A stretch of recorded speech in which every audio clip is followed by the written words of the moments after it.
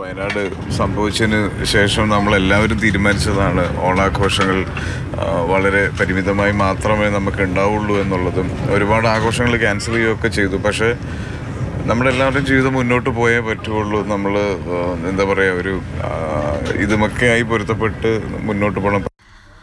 ആസിഫ് അലിയുടെ ഉത്രാടപ്പാച്ചിലാണ് കിഷ്കിന്ധാകാന്ഡം. തിയേറ്ററിൽ വിഭവസമൃദ്ധമായ ഓണസദ്യ. കുറേയായി ഞാനും ശ്രമിക്കുന്നു ഇത്തരത്തിലുള്ളൊരു സിനിമ ചെയ്യണമെന്നും ഇതിൻ്റെ ഇങ്ങനെ ഒരു വിജയത്തിൻ്റെ ഭാഗമാകണമെന്ന് ഞാൻ ആഗ്രഹിക്കുന്നു.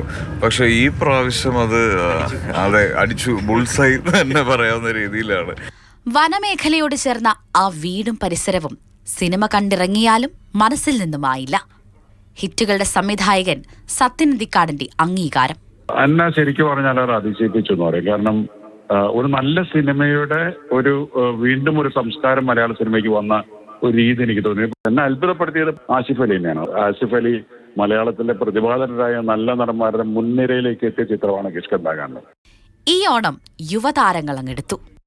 അജയന്റെ രണ്ടാം മോഷണം പ്രേക്ഷകന്റെ കയ്യടിയും കവർന്നു. ഈ സിനിമ ഞങ്ങൾ കുറേ നാളായിട്ട് ഞങ്ങൾ സ്വപ്നം കണ്ട അതുപോലെ തന്നെ സ്ക്രീനിലേക്ക് എത്തിക്കാനും സാധിച്ചു. ഇവിടെ എല്ലാവരും ഒരേപോലെ സിനിമ നല്ലതെന്ന് പറയുന്നു.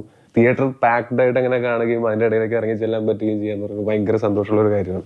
പെപ്പയുടെ കൊണ്ടൽ കടലിന്റെ കഥ പറഞ്ഞ് ഓളം തീർക്കുന്നു. ബാഡ് ബോയ്സിന് ഒരംഗത്തിനുള്ള കരുത്തുണ്ട്. Entertainment desk, Mathrubhumi news.